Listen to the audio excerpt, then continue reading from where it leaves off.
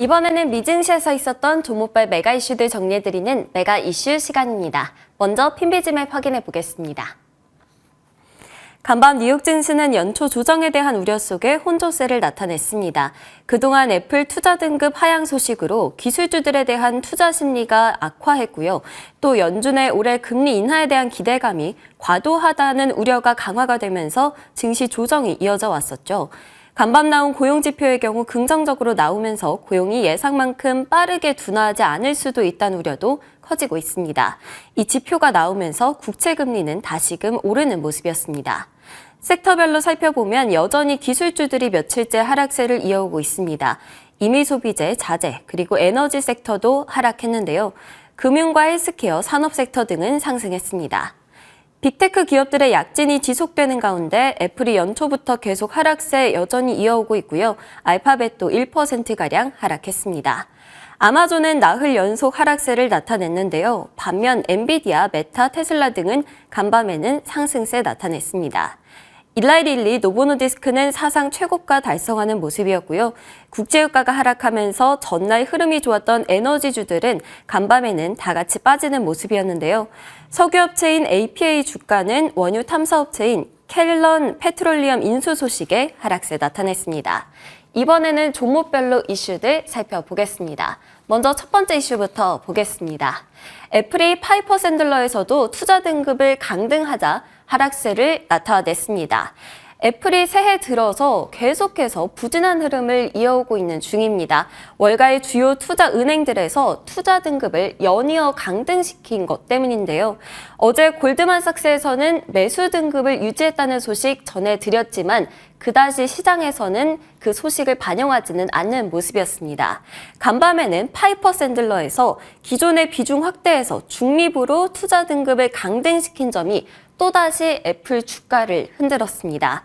새해 첫 거래일에 애플 주가를 급락을 시켰던 바클레이즈의 매도보다는 높은 등급이기는 하죠. 하지만 여전히 약재로 받아들여지는 모습이었습니다. 파이퍼 샌들러는 높은 밸류에이션 그리고 웨어러블 시장에서의 어려움 등을 등급 강등의 원인으로 꼽았고요. 애플 주가도 확인해 보도록 하겠습니다. 주가는 1.28% 하락하면서 거래에 마쳤습니다. 다음 소식도 보겠습니다. 아마존인데요. 4거래일 연속 하락세를 나타내고 있습니다. 연초에 M7 주가들이 계속해서 부진한 흐름을 나타내고 있다는 점 짚어드리려고 합니다. 지난해 뉴욕 증시를 이끌었던 M7 종목들이 연초 이번 주에 들어서는 지속적으로 하락세를 나타내는 분위기입니다. 월가에서는 아름답고 훌륭하다라는 매그니피센트라고 이름 붙였던 이 종목들이 이제는 뒤처지는 것을 의미하는 레그 종목들이 되고 있다라고 표현하고 있는 정도인데요. 아직 몇 거래일 지나지 않은 시점이기 때문에 추세를 확정하기에는 조금 이르기는 합니다. 하지만 연초 성적이 올해 빅테크주들의 전체적인 방향성을 시사할 수 있기 때문에 우려감이 커지고 있는 상황이고요.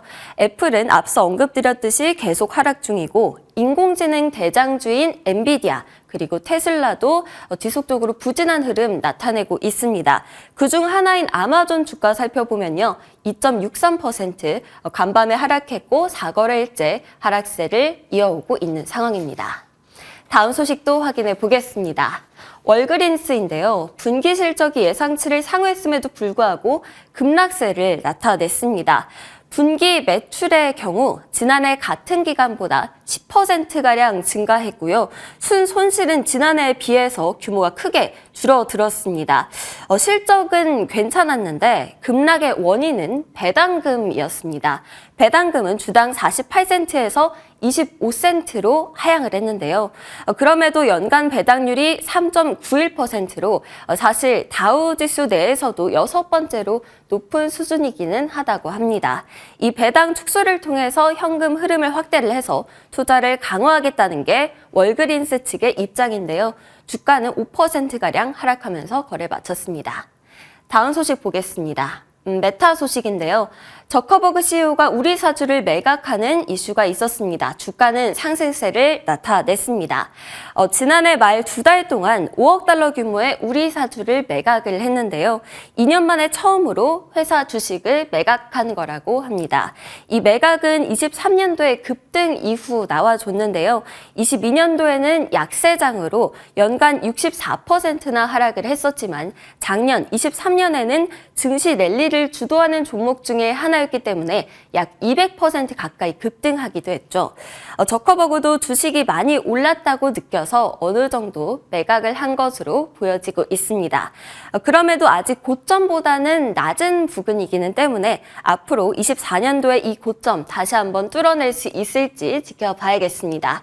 주가는 0.77% 상승하면서 거래 마쳤습니다. 다음 소식입니다.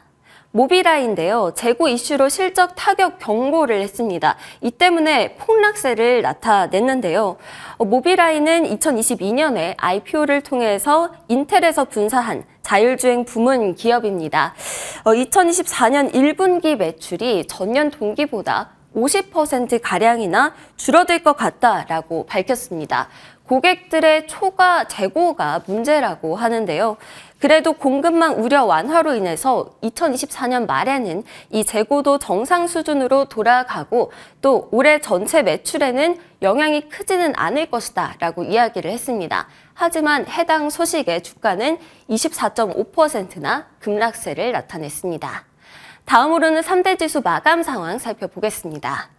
다우지수가 0.03% 소폭 오르는 모습이었고요. S&P 500 지수는 0.34%, 나스닥 지수는 0.56% 하락하면서 여전히 부진한 흐름 이어오고 있는 상황입니다.